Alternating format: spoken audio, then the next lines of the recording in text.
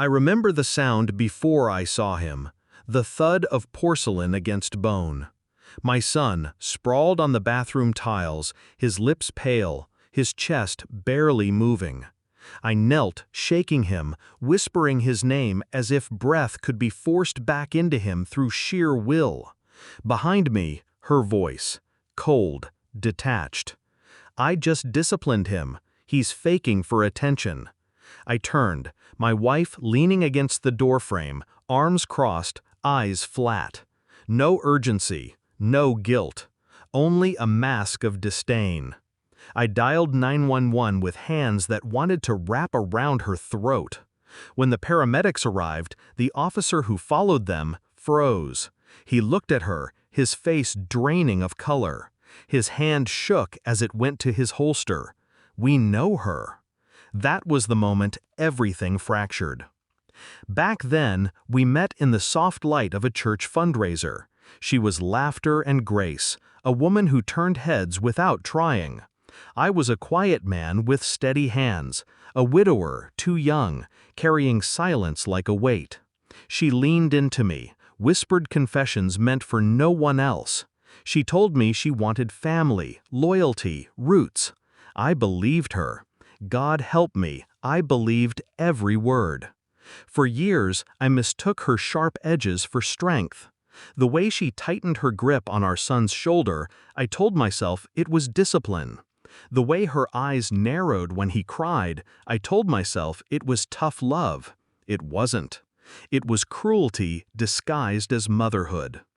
The cracks. The first real crack showed itself one night when my boy came to me trembling.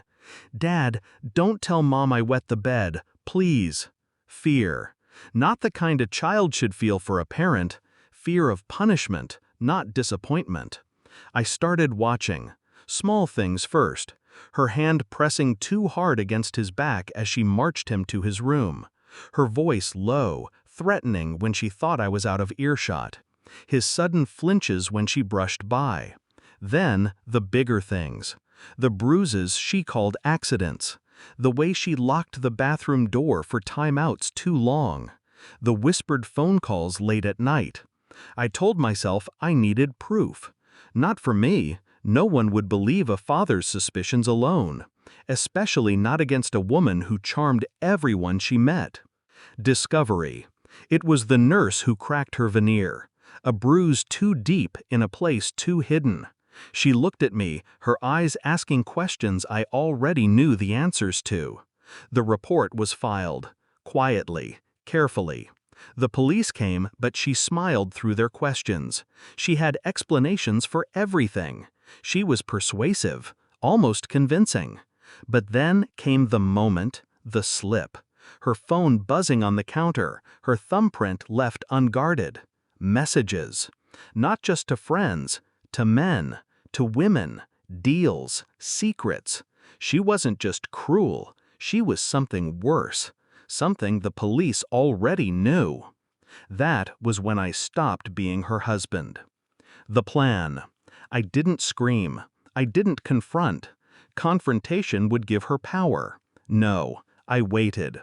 I played the role of the dutiful husband, smiled at dinners, sat beside her in church, kissed her cheek for the neighbors to see.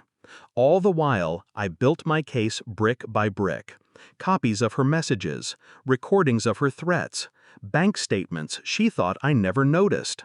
I made friends with silence. Silence became my accomplice. And I spoke with the officer who had recognized her that night. He told me what I hadn't dared imagine. She had another name, another life, a history buried under forged papers and charm.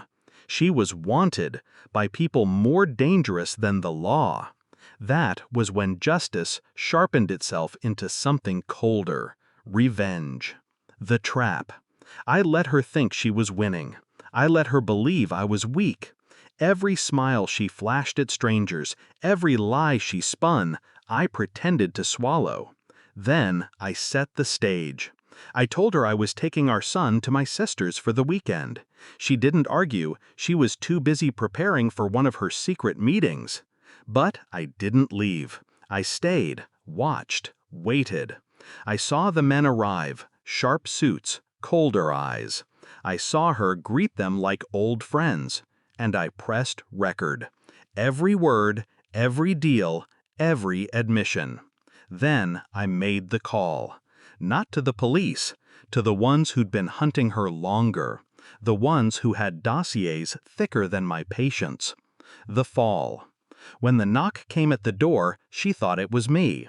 She smiled, ready with another excuse. But when she opened it, her smile faltered. The men stepped in. No badges, no uniforms, just finality. She turned to me, confusion breaking into panic. "What did you do?" I looked her in the eye for the first time in months. Calm, steady. I gave them back what belonged to them. Her scream followed her out the door, muffled by the night. Resolution. The house is quiet now. My son sleeps without fear. The bruises are fading. People ask what happened to her. I tell them she left.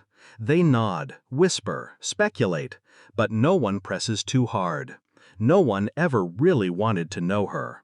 I sit by my son's bedside sometimes, watching his chest rise and fall. Every breath a reminder that patience